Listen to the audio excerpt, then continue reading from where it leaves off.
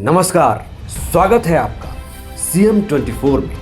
TV 24 का मध्य प्रदेश के मुख्यमंत्री डॉक्टर मोहन यादव की गतिविधियों का एक जीवंत और अनोखा बुलेटिन। हर 24 घंटे की धड़कन सीधे आपके घर तक। यहाँ हम देखते हैं उनके विजन, विकसित मध्य प्रदेश, मिशन टेक्नोलॉजी से समृद्ध राज्य और उन योजनाओं का सफर जो करोड़ों जिंदगियों में नई उम्मीदें जगा रही है।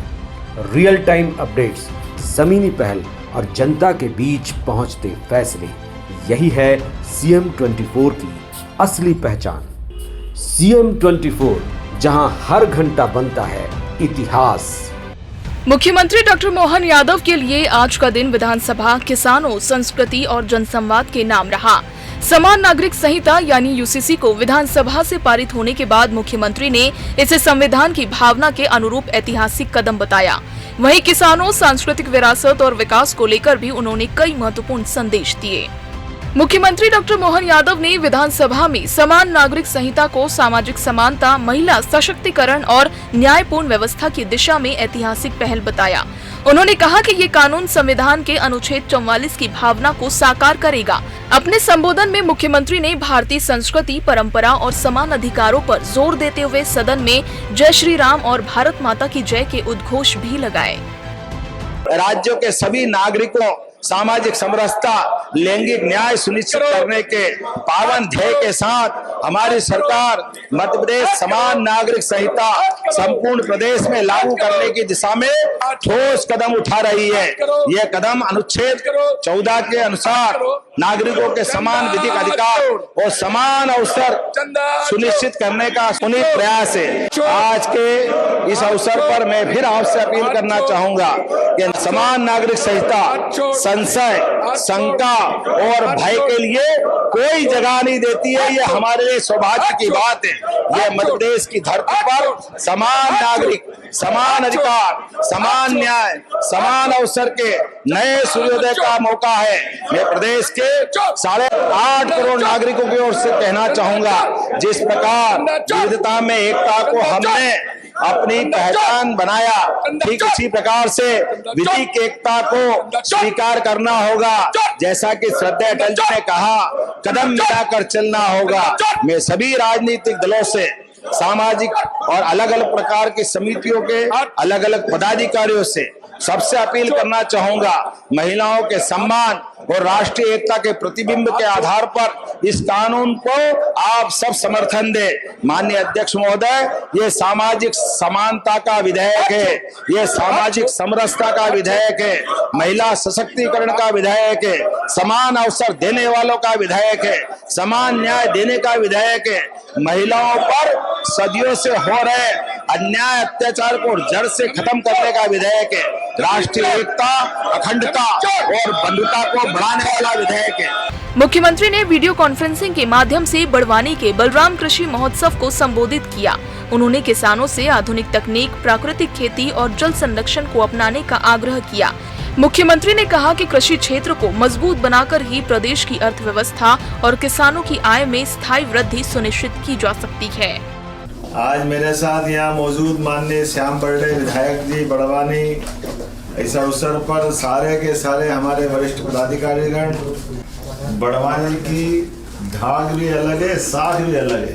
सभी अन्नदाताओं को राम राम। मेरी अपनी ओर से बहुत बहुत खास करके इस कृषि महोत्सव के आधार पर बधाई।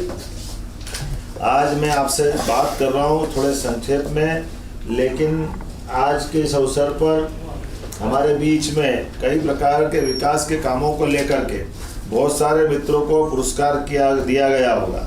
किसानों की आय बढ़ाने के लिए किसान कल्याण वर्ष में 16 विभागों को मिला करके हमने सबको जोड़कर आगे बढ़ने का संकल्प किया है। ऐसे में आप सबके माध्यम से आज किसान कल्याण की बहुत सारी गतिविधि संपन्न होगी। उल्लेखनीय है कि हमने अभी पीएम मित्रा पार्क का भूमि पूजन धार जिले के बड़वानी में किया था, माननीय प्रधानमंत्री जी के जन्म दिवस के अवसर पर। जो कपास उत्पादक किसानों के लिए तो एक अलग प्रकार का माहौल बनेगा। ऐसे में जब हम केले की तरफ देखते हैं तो वैश्विक बाजार में बड़वानी भी अब उस तरह से आगे बढ़ा है। ऐसे में ड्रिप इरिगेशन, आधुनिक टिश्यू कल्चर की तकनीक के बलबूते पर केले ने आज अपनी बड़वानी के क्षेत्र से कदम बढ़ाकर खाड़ी देशों तक दीवाना बना दिया है। मैं घटवा में जो मेगा फूड प्रोसेसिंग क्लस्टर बन रहा उसकी बधाई देना चाह रहा हूँ। बड़वानी में 5,000 करोड़ की लागत से सेंधवा, निवाली, पाटी, नागलवाड़ी उद्वहन परियोजना सहित भीमा नायक सागर लोहाई गोई परियोजना ऐसे कई बड़ी योजना से 319 गांवों के 1,21,000 से अधिक हेक्टेयर क्षेत्र में सिंचाई होगी। ये किसान कल्याण वर्ष की हमारी बहुत बड़ी भेंट भी है, जहां मां नर्मदा की कृपा बरसेगी। आज कृषक कल्याण वर्ष में हमने पहली कृषि कैबिनेट भी आपके साथ ही की थी और यहीं हमने अपने लिए राज्य के अंदर 100 लाख हेक्टेयर का सिंचाई का रकबा बढ़ाने का भी निर्णय किया था। आज बड़वानी के अंदर हमने खेतिया में कृषि उपज मंडी को आदर्श उपज मंडी बनाने का भी निर्णय करवाया था और खासकर उसको हम पूरा भी करने वाले हैं। सिंचाई, खाद, बीज हमारी प्राथमिकता है। खाद की कोई कमी नहीं, लेकिन कालाबाजारी पे कंट्रोल करने के लिए हमने डिजिटलाइजेशन किया है, जिसको जितनी ज़रूरत है उतना खाद हम देने वाले हैं। 50 एकड़ में विशाल क्षेत्र में आदर्श बीज उत्पादन का केंद्र भी बना रहे हैं। कृषक कल्याण के लिए बहुत सारे काम हम कर रहे हैं। पशुपालन के लिए भी हमारी सरकार 42 लाख के लोन पर 33% अर्थात 10 लाख से ज़्यादा की सब्सिडी देने वाली है। आज के इस अवसर पर पुनः आप सबको बड़वानी की धरती पर बलराम कृषि महोत्सव की बधाई देता हूं। मेरी अपनी ओर से सबको राम राम। भोपाल के रविंद्र भवन में मुख्यमंत्री ने संस्कार भारती के महानाट्य युग प्रवर्तक डॉक्टर हेडगेवार का दीप प्रज्वलित कर शुभारंभ किया। उन्होंने कहा कि ऐसे सांस्कृतिक आयोजन नई पीढ़ी को राष्ट्र निर्माण, भारतीय इतिहास और सांस्कृतिक मूल्यों से जोड़ने का सशक्त माध्यम है तथा समाज में सकारात्मक चेतना का संचार करते हैं। हमारे लिए 20वीं शताब्दी डॉक्टर साहब के माध्यम से जब आजादी की तरफ देश बढ़ रहा था और आजादी की तरफ बढ़ते देश के बीच भविष्य में आजादी को लंबे समय तक टिकाए रखने के लिए देशभक्त लोगों की सोच, राष्ट्रीयता की सोच क्या होना चाहिए, कैसे होना चाहिए, माननीय हेमंत जी भाई साहब ने बताया। उनके अपने जीवन के विविध प्रसंगों में भी ये दिखाई देती। जब हम विक्टोरिया आती है तब की बात है, वो उनके स्कूल के अंदर का वो उदाहरण या बात के उदाहरण भी, वो खुद क्रांतिकारी बनकर के देश के लिए अपनी भूमिका अदा करते हुए फिर देशभक्तों के साथ हमारे अंदर की जो भावना है उसका जो प्रकटीकरण है, सच में बहुत कम समय में कितने प्रकार से ऐसे विषय को खड़ा करना और उस चुनौती के दौर में डॉक्टर साहब का जीवन वाकई हम सबके लिए प्रेरणा का और एक अलग प्रकार का एहसास कराने का। ऐसे लगता है कि भगवान को जब करना होता है तो भगवान निमित्त ढूंढता है और हमारे लिए सौभाग्य की बात है भारत का 21वीं शताब्दी में दुनिया के बीच अपनी अलग से पहचान बनाने के लिए वो उस समय की भविष्यवाणियां जो विवेकानंद और कई सारे हमारे स्वनाम धन्य महान हस्तियों ने जो व्यक्त की थी, उनके निमित्त डॉक्टर साहब ने एक देशभक्त राष्ट्र संगठन खड़ा किया। हम सबको गर्व है, हम उसके स्वयंसेवक है। हमारे लिए सौभाग्य की बात और केवल राष्ट्रीय स्वयंसेवक संघ नहीं, उसकी धारा से ओतप्रोत सभी क्षेत्रों में एक समान विचार की बात को लेकर चलने का वाकई वो हमने आमतौर पर हिमालय के पास की गंगोत्री से गंगा दर्शन और गंगा स्नान का आनंद लिया, लेकिन सच में नागपुर की गंगा की गंगोत्री का आनंद ही अलग होता है।